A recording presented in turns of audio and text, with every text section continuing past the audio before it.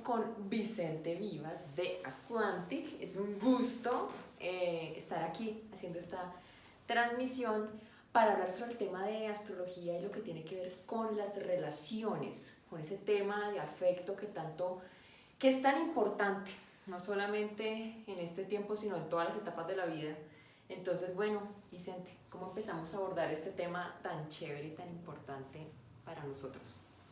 Pues podemos empezar a decir que desde la naturaleza esencial de cualquier ser humano o que esté interactuando con otro o en un sistema, cómo es la relación, que es precisamente cuál es la connotación de relacionarme. Y es la naturaleza esencial que todo ser vivo tiene o desea relacionarse. ¿Y qué relacionarse es? ¿Cómo me veo yo en el otro? ¿Cómo el otro me ve en mí? ¿Y cómo interactúo? Y interactúo desde diferentes partes, desde mi intelectualidad, lo que yo percibo a través de los sentidos, cómo de alguna manera u otra empiezo a mirar en el otro o empiezo a conflictuar con el otro. Entonces, digamos que una carta natal, que normalmente diríamos técnicamente sería una sinastría, o cómo son las relaciones potenciales entre una persona. ¿Para qué? Para negocios, para el amor, para estudiar. Todo tipo de relacionamiento. Exactamente, todo lo que tiene que ver con absolutamente todo eso. Nosotros normalmente en la carta natal vemos unas áreas específicas que tienen que ver con los temas de relacionamiento, las típicas, ¿no? Tenemos ahí lo que es la casa 5, 7, 8, que tienen un relacionamiento diferente, pero que también hablan como de una etapa en la que llega como los temas de afecto sobre todo. Entonces pues sería chévere verlo. Por ejemplo, ahí participan no solamente las áreas, sino también lo que son los planetas que rigen este tipo de temas de afecto, ¿no?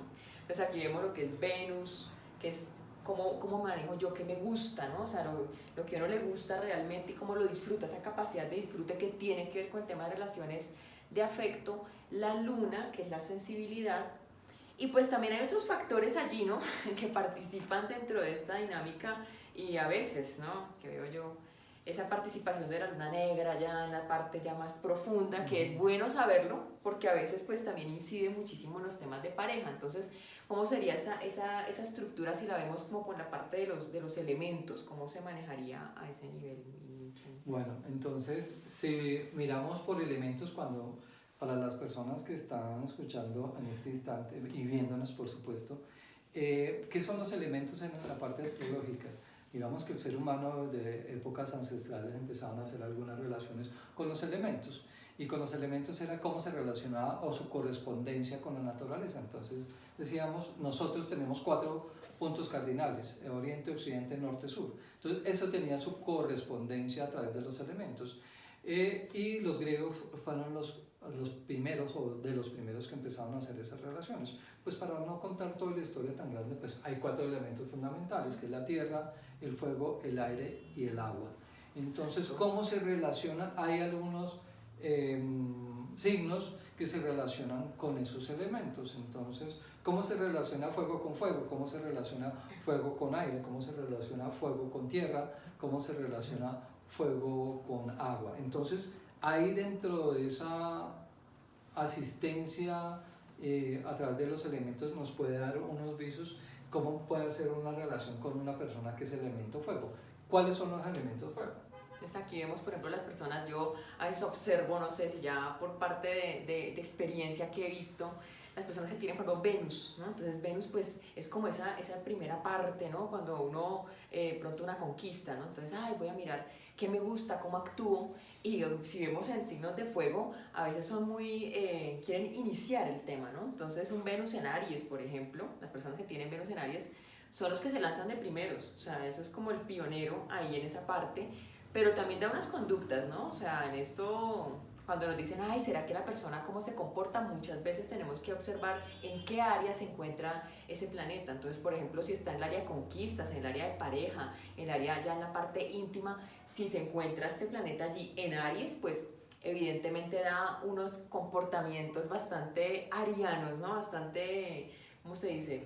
Y como que no lo piensan, ¿no? O sea, entonces se lanzan a lo que sea. La conquista que en el camino arreglamos. Sí. Y que eso está, qué buena reflexión que haces, digamos que uno dice, bueno, fuego con aire, la combustión, fuego con agua, pues se vive, se hierve, hasta se vaporiza, pero como tú dices, Venus en Aries es el amor de conquista, el querer conquistar, se lanza y en el Exacto. Y camino luego ya arreglamos. culmina el En tema. cambio, Venus en Tauro, por ejemplo, pues muy hedonista, la buena mesa, la buena vida, conquistar se hace de alguna manera u otra como un propósito de vida o una naturaleza que corresponde a su esencia y le gusta todas las cosas bien bonitas, bien hechas, la buena mesa, Claro. el buen gusto, pero a veces hay algunos amores que son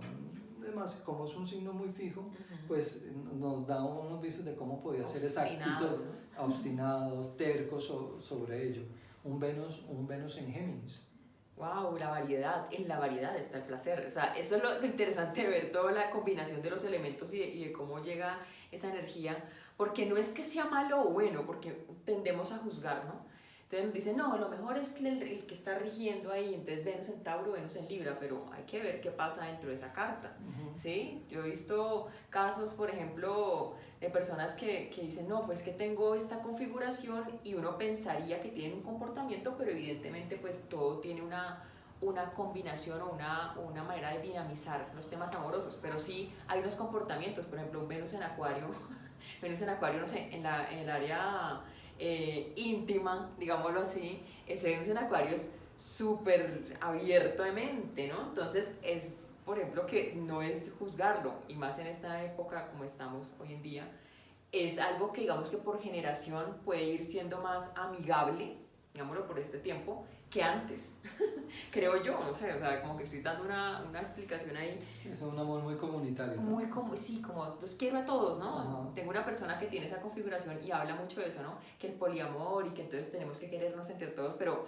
ahí hay muchos temas más profundos, ¿no? Sí, claro. Esto hablándolo en los términos de Venus, pero también obviamente la intervención en temas de afecto tiene que ver también con la luna, ¿no? O sea, creo que ahí también hay una dinámica importante de cómo me siento también, ¿no? Si Venus son los sentimientos, la luna son las emociones, y dentro de las emociones pues hay una gran variedad de cosas.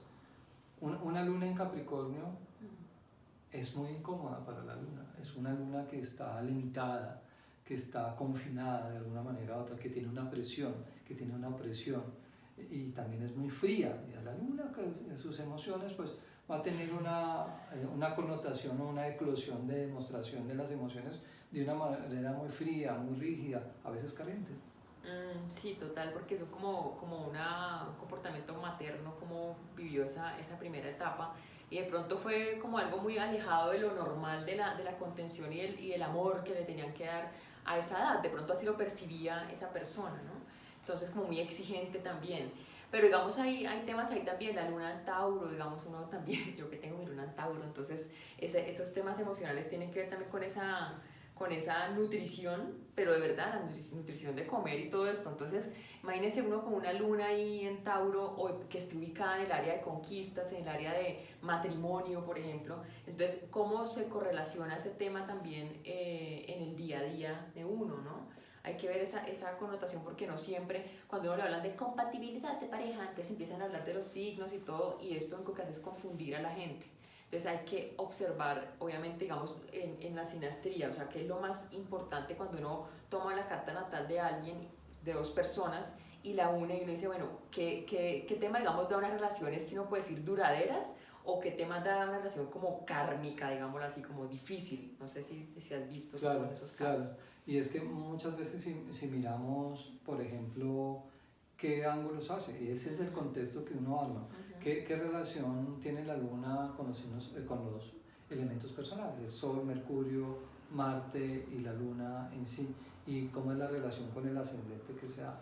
Digamos que ahí toca hacer algunos contextos, obviamente si son relaciones armoniosas, pues encontraremos sextiles, encontraremos trígonos, encontraremos cosas muy importantes, pero para darse otro contexto muy importante, es como la psiquis del consultante, cómo es su abordaje con sus relaciones. Entonces, Mirar la luna es mirar cómo es la relación que tuvo con su madre, mirar el sol es como la relación que tuvo con su padre.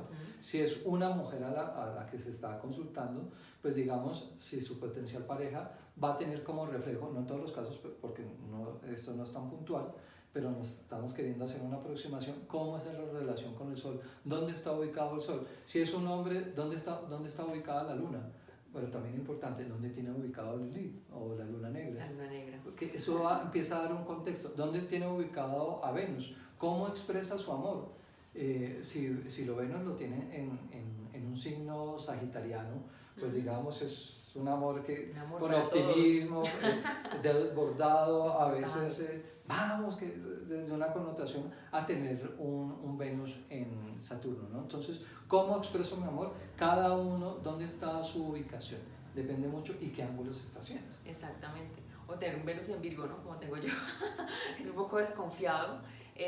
Pero todo esto, digamos es decir, cuando hablamos de los temas de afecto en la carta natal es muy, muy interesante porque también depende de la otra persona, ¿sí? De pronto tú puedes tener un comportamiento de cierta manera, ¿cierto? Y tienes tu manera de sentir, de querer, todo esto, pero llega alguien que inmediatamente cambia un poco el esquema o puede de pronto, ¿cómo se dice? Disparar ciertos puntos ahí que de pronto antes no han sido explorados, digámoslo así. Entonces, cuando uno dice, uy, yo no sé por qué me gusta esta persona que no tiene nada que ver con lo que yo normalmente buscaría o lo que uno aspiraría, por ejemplo, ahí también hay una aspiración, ¿no? O sea, como yo quisiera tal cosa, ¿sí?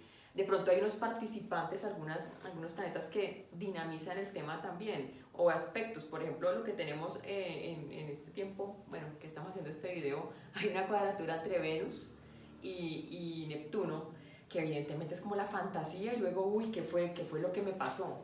Habrá momentos en los que a uno le ocurre eso, entonces sostener como ese control, como ese tema que es que a mí siempre me va a gustar la gente de esta manera, no siempre ocurre, siempre va a llegar alguien que rompe esa estructura y que uno dice, ¿qué me pasó? ¿Sí? ¿Eso puede pasar? Claro, eso es lo que definirían algunos astrólogos de los estudiantes de astrología antigua que hablaban sobre los amores ilusorios, que tienen que ver mucho con amores muy neptunianos. Entonces siempre tienen un ciclo, digamos que de alguna manera u otra es la fantasía, lo fantasioso de un amor, y ahí hay una corriente muy idealista, ¿no? Del amor.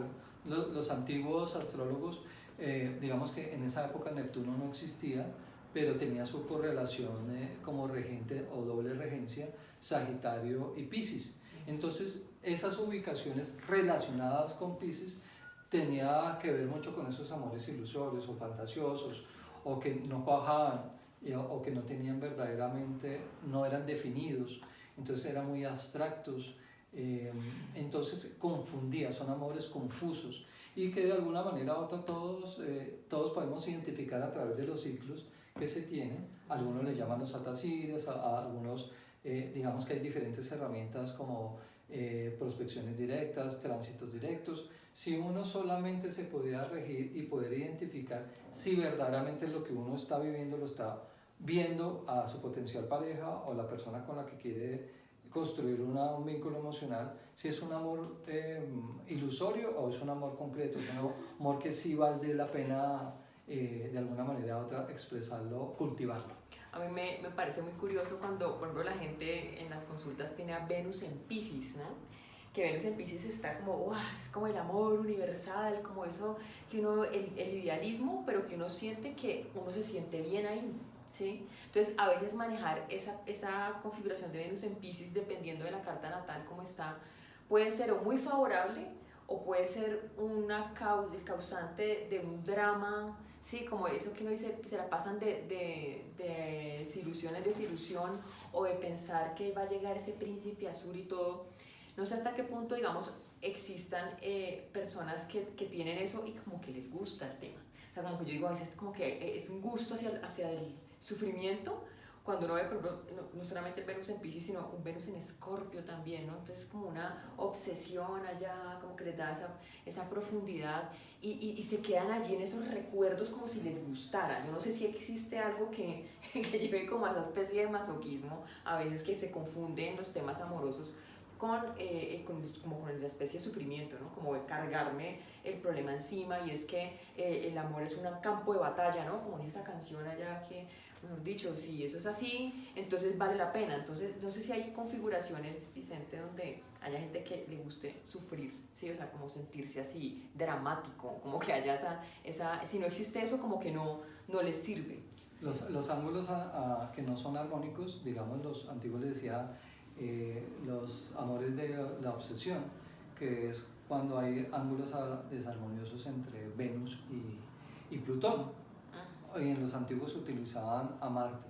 Entonces, dependiendo de la ubicación que tuviera Marte o Plutón, a qué grado estaba, si lo miráramos por decanatos, pues nos da una razón de que es una naturaleza esencial. ¿Qué es decanato? Dividir el signo en 10 grados, 10, 20 y 30. Entonces, dependiendo de esa ubicación, te puede dar esos amores obsesivos o amores tóxicos. ¿Cuál es la toxicidad que se puede experimentar en una relación, en un vínculo emocional? Y hay diferentes tipos de relaciones tóxicas que se pueden identificar a través de una carta astral. Entonces, tenemos amores tóxicos en ángulos desarmónicos. Venus, tenerlo en desarmonía con Plutón, o tenerlo en desarmonía con Marte, o tenerlo en desarmonía con el propio Saturno. Y también con Neptuno. Entonces ese tipo nos empieza a dar un contexto.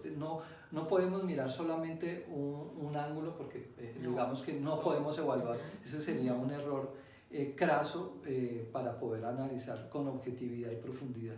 Entonces siempre toca mirarlo. Si lo tiene en casa 8, pues es amores con crisis, un amor que va a morir, o un amor que no va a durar. Si lo tenemos en 12, aquellos amores que se nos quedan en esa bóveda craneal y vamos... El amor platónico. Que vamos pensando muchas cosas, y el que se enamora es uno, pero el otro anda en otros cuentos. Exactamente, o sea, hay muchas connotaciones de temas tóxicos que veo tanto, que de pronto la gente dice, ay, yo tengo todo en mi vida controlado y no sé por qué ese tema amoroso es tan raro, pero entonces hay que observarlo porque hay muchas etapas también. O sea, hablábamos incluso que incluso la casa 3 de la carta natal, que siempre ha tenido una connotación sobre el tema como de comunicación, hermanos, vecinos, también tiene que ver ahí con esos amores escondidos, como esos amores fuera del contexto social que están ahí también. Entonces hay gente que puede tener muy bien toda su estructura, pero digamos que esa pequeña área ahí le hace mucha mella. Entonces hay que ver que tenemos tantos, como el contexto es tan amplio, pero que realmente se puede ver cómo serían los comportamientos, o incluso también uno puede estar muy bien controlado de todo eso, pero no sé, de golpe hay un año en el que uno se le van las luces, como dicen, ¿no? O sea,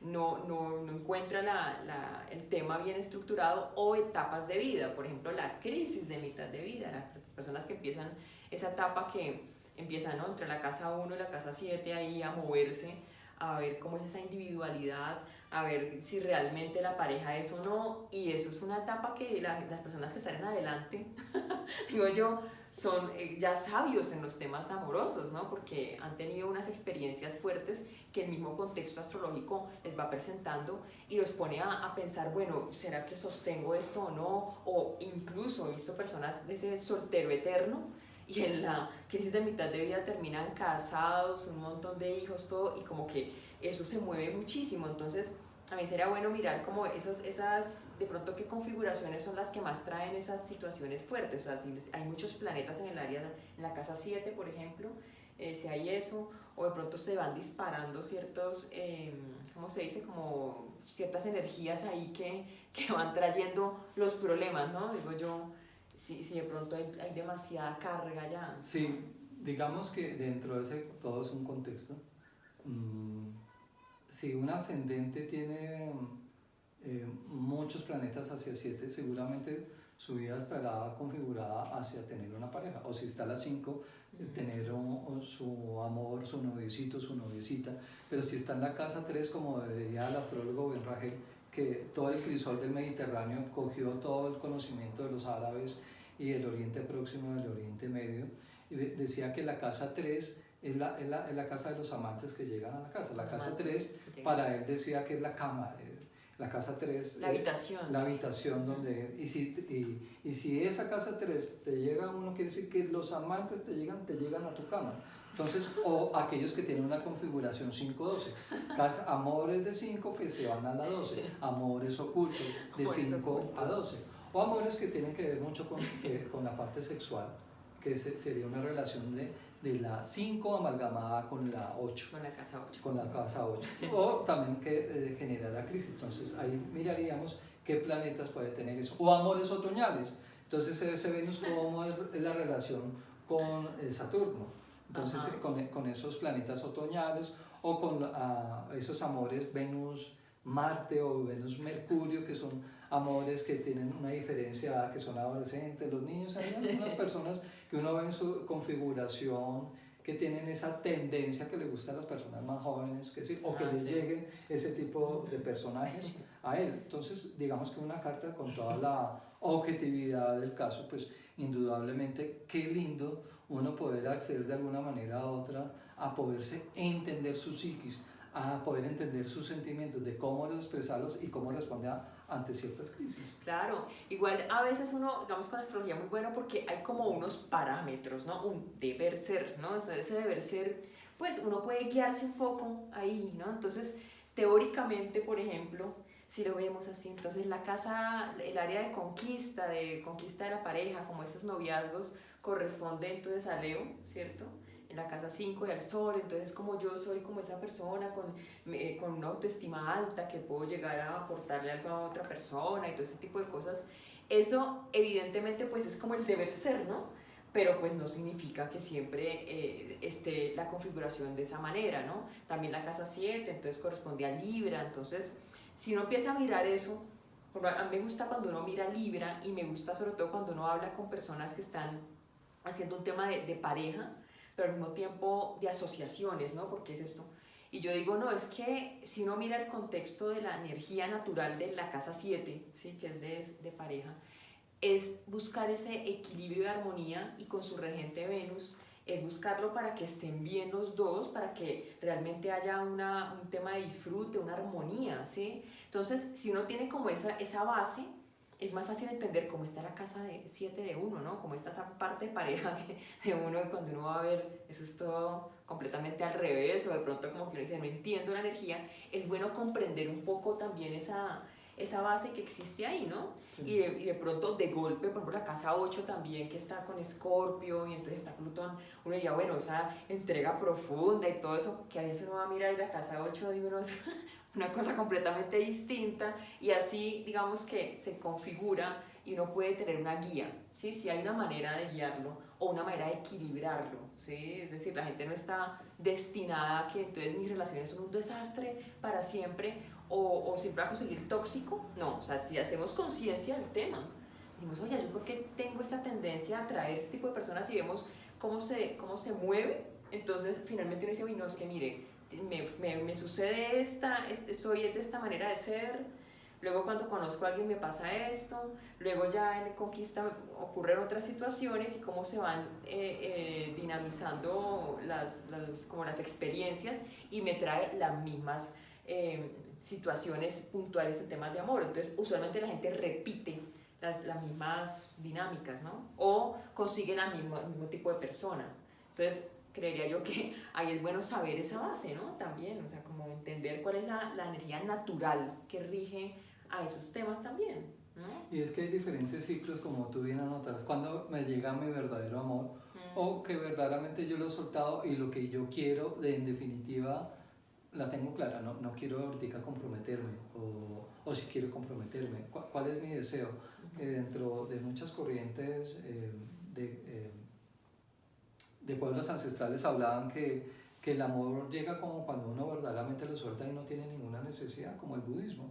Toda fuente de crisis viene connotada o con el deseo. Toda aquella cosa que yo deseo, pues que difícilmente se me da. Entonces, ¿cómo podemos nosotros identificar en qué ciclo estamos? Entonces, si la luna tiene un ciclo, esto depende también de en qué luna naciste tú. Entonces, cada ciclo que te llega, cómo tú puedes potencializar ese ritmo circadiano con respecto a tus sentimientos. También tiene un ritmo circadiano Venus. ¿Cómo son tus ciclos personales? Donde llega un momento que estás en el mayor fulgor, donde tú identificas plenamente cómo puedes expresar los sentimientos de una manera más asertiva. ¿Cuál es tu ciclo para poderlo hacer? Al igual que Marte, ¿cómo es esa energía que vas a por ello, a por el amor o por todos estos ciclos de emociones? ¿Cómo se estás construyendo cuando tienes tu mayor energía? También hay un ritmo circadiano para nuestro querido amigo Marte. Entonces, si empezamos a conocer nuestros propios ciclos, verdaderamente podemos entendernos y sobre todo comprender cómo es nuestra funcionalidad en ese reloj biológico que tiene cada naturaleza esencial. Podemos ser más compasivos con nosotros mismos cuando entendemos cómo se mueven esos temas de afecto, porque hay muchas cosas que vienen también de antes, ¿no? De situaciones vividas en la niñez, todo esto que configuran de cierta manera ese comportamiento que tenemos, y a veces nosotros mismos somos los tóxicos, ¿no? O sea, siempre culpamos al otro, siempre como, ay, míreme, y después uno se da cuenta que es uno también que tiene unos comportamientos muy malos en los temas de pareja, o sea, un tema que nos han enseñado incluso, ¿no? Es que tú eres para mí, para siempre, no sé qué, ese tipo de cosas, o es que el príncipe azul, ¿sí? Es el hombre de su vida. A mí me da risa cuando a veces la gente llega con ese cuento de que le va a llegar la pareja de su vida. Yo digo, pues que la pareja de la vida, no creo, o sea, siempre se aprende algo de las personas. Entonces también hay que eliminar un poco esos clichés que nos han enseñado para poder entender cómo es nuestro comportamiento, porque de todas maneras a veces hay muchos temas que se componen de todas esas creencias y esa herencia que traemos y nos hacen sufrir un montón.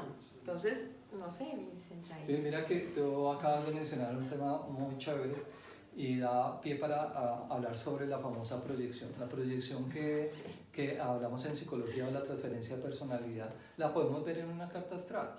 Digamos, mirando el cascarón de la configuración de una carta, miramos Aries y Libra, cómo es su proyección, el que yo conquisto y el matrimonio. Entonces, uno es el conquistador, que es muy fuego, que es el Aries, y el otro que es muy adaptativo, pero que tienen en ellos una amalgama que tiene un mismo elemento, que es la cardinalidad. Entonces ahí hay una cardinalidad, el uno es aire, el otro es fuego, ahí hay un tema armónico, el uno busca la armonía, se engancha, se deja llevar, y un Aries que le gusta conquistar y el otro que se deje conquistar, maravilloso. Ajá. ¿Cómo es una relación de un Tauro y un Escorpión que se están viendo su reflejo, su espejo, proyectado, su Géminis y Sagitario?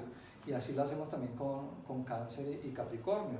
Así lo vamos con configuraciones, pero también vemos algunas configuraciones que a veces no son tan armoniosas, pero no quiere decir que en la inarmonía esté prohibido o el camino sea por eso. Todos tenemos que, no es evadir o evitar una situación, sino es buscar las herramientas para poder aprender y verdaderamente crecer.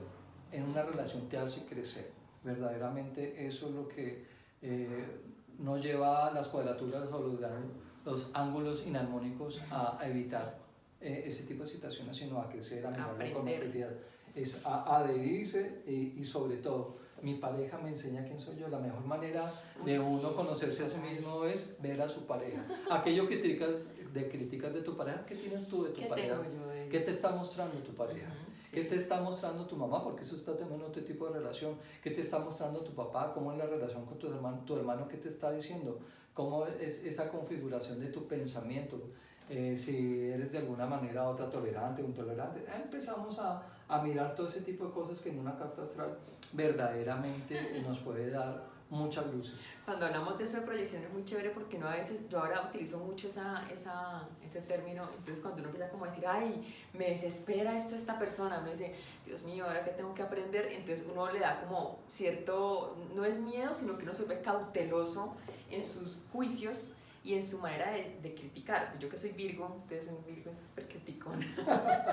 Bueno, todos tenemos un Virgo en nosotros, de alguna manera u otra. Sí, ¿dónde se comporta uno de esa forma? Y entonces, y ya entonces uno dice, no, un momento, esto es proyección, o sea, es decir, si uno toma la vida como estar aprendiendo del otro todo el tiempo, o incluso las situaciones, pero como estamos hablando de temas de relacionamiento, siempre habrá algo que uno aprenda ahí. Entonces eso hace que la vida sea un poco más curiosa, ¿sí? Esa me parece que es muy chévere porque a veces no entendemos nada de lo que nos está pasando, pero si le prestamos mayor atención a esas situaciones que se presentan del día a día, uno dice, esta persona por qué vino y me dijo tal cosa, y esta llegó y me dijo esto otro, uno dice, ay, pero ¿y por qué? Pero si uno se pone a evaluar la vida de uno y sus situaciones internas, luego uno dice, ah, me están trayendo esa información, ¿sí? Es como si, eso ya suena bastante neptuniano, ¿no? Pero es como si mágicamente le trajeran la respuesta a uno, pero uno casi nunca está uno atento, si uno está por allá pensando en otras cosas o sufriendo por otras,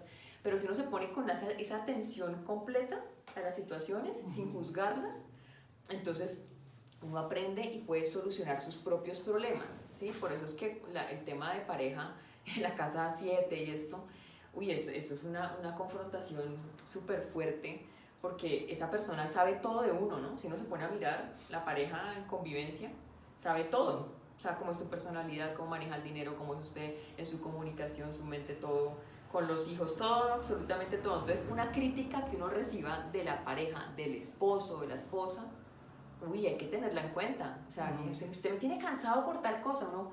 O sea, que sí puede ser cierto todo eso que me están diciendo, pero al mismo tiempo esa persona también está aprendiendo con uno. Por eso la persona con quien más uno aprende y trasciende es con la pareja. Entonces yo a veces no estoy de acuerdo cuando la gente dice, es mejor andar uno solo, no sé qué. Pues andar solo es evadirse, ¿no? Y pues uno termina siguiendo su ego ahí con toda, pero cuando uno tiene pareja esa confrontación es absolutamente ahí, completa. Entonces pues es bueno uno saber manejar estas relaciones. Mira que ahorita que estaba relacionando a manera de chiste que Virgo es muy crítico, pero digamos que también tenemos que tener una configuración, no todos los Virgos son criticones, pero sí tienen un sentido crítico que conceptualmente es algo muy diferente, tal en su redundancia conceptual, es generar un criterio. ¿Cómo uno se forma criterio? Uno cómo aprende. Entonces, ¿cómo hacemos? Estamos hablando de relaciones, que esa es nuestra propuesta en este momento. ¿Cómo yo aprendo una relación? ¿De dónde yo aprendo? ¿Hacia dónde puedo mirar yo en mi carta astral cómo yo aprendo? Pues puedo aprender de una manera a través de un pensamiento concreto mirando dónde está Mercurio. ¿Cómo yo aprendo, cómo adhiero a eso? Pero también a veces uno adquiere conocimiento no solamente a través de Mercurio. Así como hablamos de diferentes tipos de relaciones, Venus no solamente nos habla de amor, sino nos habla de muchas cosas. Y cada una de las naturalezas esenciales de los planetas nos hablan de muchas cosas. Entonces, para no llevarlo, para lo que yo quiero transmitirles a ustedes, es cómo tú integras conocimiento, cómo verdaderamente entra tu conocimiento en tu experiencia. Si eres visual, entonces ahí hay un inicio muy marciano, o Marte, o muy uraniano. ¿Cómo es esa relación? ¿Qué configuraciones tienen Marte y Urano? Si es auditivo, ¿cómo sería esa configuración venusina? ¿Y qué ángulos venusinos tiene, por ejemplo, con Neptuno? ¿Es un oído muy intuitivo? ¿O una relación kinestésica o kinética, donde los sentimientos se hacen a flor de piel? Entonces, ¿cómo la luna se relaciona con la piel? En este caso, Saturno.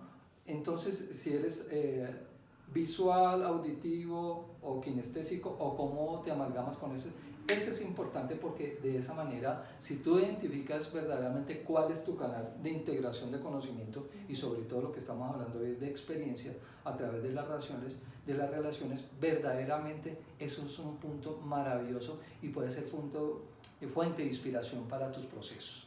Exactamente, ¿no? Pues Vicente, esto está muy bueno con este tema de la carta.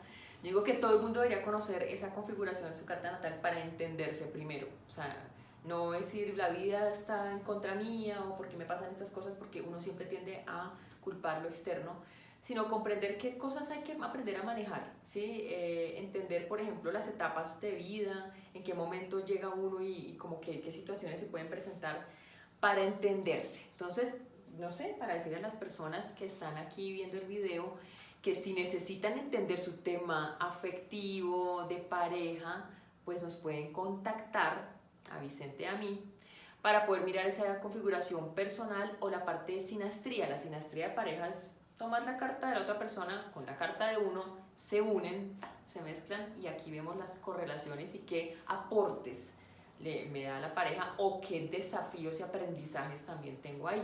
Entonces pues sería interesante si lo quieren hacer, yo les dejo los datos de nosotros para que nos contacten y puedan realizarse su carta natal y revisar los temas de pareja. Eso es todo, ¿no? Sí, y lo único que la propuesta que tenemos con Natalia también, hacer estos videos, digamos que esto es un abrebocas de lo que queremos hacer. Escríbanos para que si quieren que hablemos un tema muy específico, lo abordamos, para que se conozca el concepto y se desarrolle el concepto. Digamos que la astrología, como muchas otras herramientas, tiene su connotación de estudio, y eso es lo que nosotros queremos proponer, socializar esta herramienta para que sea utilitaria, que les pueda servir en la cotidianidad. Listo. Bueno, eso es todo. Muchas gracias y los esperamos en un próximo video